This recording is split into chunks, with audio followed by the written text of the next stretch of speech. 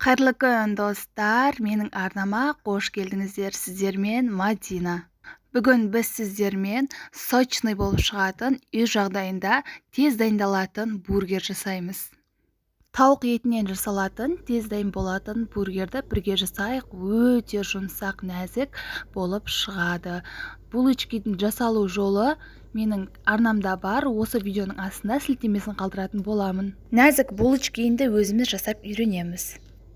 Ең алдымен тауықтың төс етінің осылай бір бөлігін аламыз да майда бөліктерге бөліп аламыз.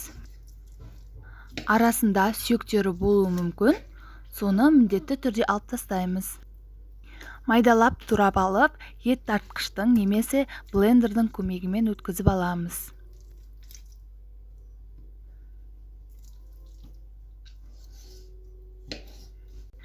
Мінекей осындай бөліктерге бөліп алдық.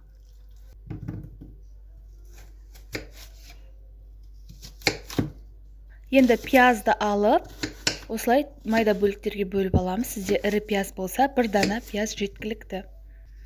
Тауық пен пиязды ет тартқыштан өткізіп алдық. Ұсақтап, енді татымына қарай тұз, бұрыш қосып, жақсылап қолдың көмегімен мыжғылап тұрып араластырып аламыз. Енді котлеттер жасауға кірісейік. Астына пищевой пленка немесе пакетті төсейміз де, қолдыңыздың көмегімен осылай ұрғылап, домалақтап аламыз етімізді.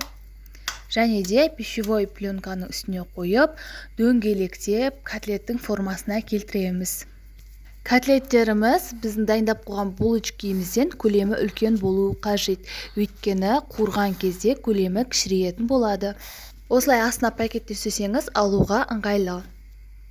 Енді табамызды қыздырып, астына кішкене май құйып, котлеттерімізді осылай екі жағын қызартып пісіріп аламыз.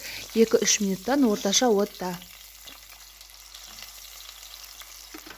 Осылай котлеттеріміздің барлығын пісіріп аламыз. Біздің етімізден 7-8 осындай үлкен котлеттер шығады.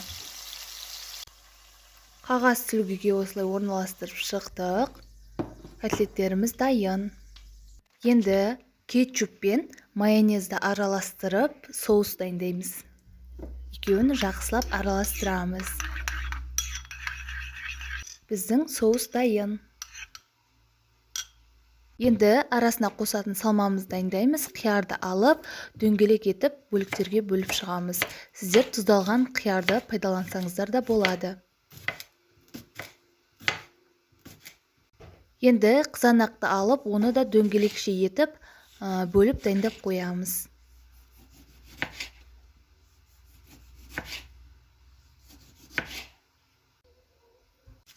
Келесі кезекте мен кәдімгі капустаны осылай ұсақтап турап қосатын боламын. Сіз қалауыңыз бойынша капуста айсберг немесе салатный лист қоссаңыз болады. Жақсылап осылай қолдың көмегімен мыжғылап, жұмсартып аламыз капустамызды. Енді бір дана пиязды алып, оны да майдалап турап аламыз дөңгелекшелетіп. Осымен біздің салмамыз дайын. Енді пісіп суыған булочкилерімізді алып, ортасынан 2 бөлікке бөлетін боламыз.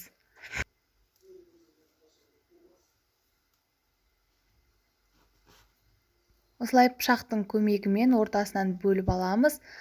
Қызып тұрған табаға кішкене сары май салып, 2 бетін қызартып, осылай қыздырып алатын боламыз. Мінекей кішкене сары май салып жібердік. Енді 2 бетін осылай қойып, қызартып аламыз.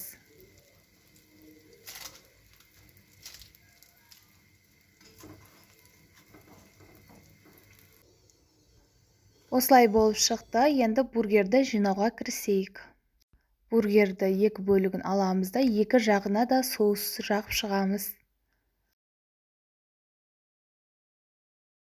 Жақсылап молынан жағып шығамыз, сонда дәмдірек болады.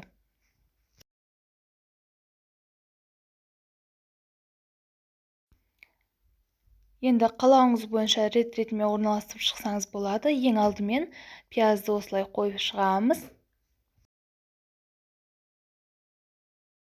Үстінен қиярды қоямыз. Оның үстінен біздің тауықтан жасалған котлетімізді саламыз. Енді осындай плавленый сырды үстіне орналастырамыз.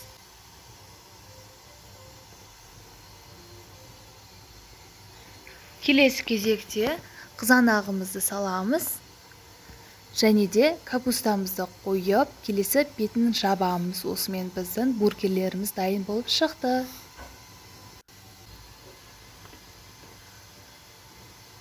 Өте дәмді болып шықты.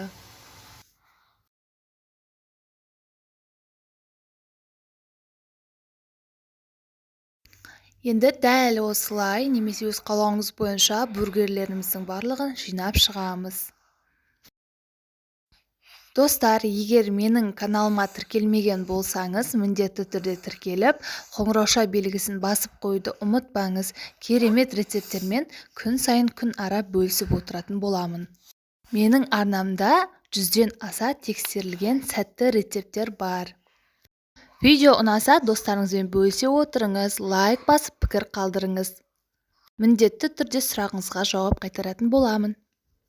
Осылай барлық бургерлерді видеода көрсетілгендей етіп жинап аламыз. Егер де плавленый сырыңыз ағып тұрғанын қаласаңыз, котлетті пісіріп жатқан кезде келесі бетіне осылай салып қойсаңыз, екеуі бір-біріне жабысып, әдемі болып шығады. Ыстық күйінде салсаңыз, плавленый сырларыңыз еріп, әдемі болып тұратын болады.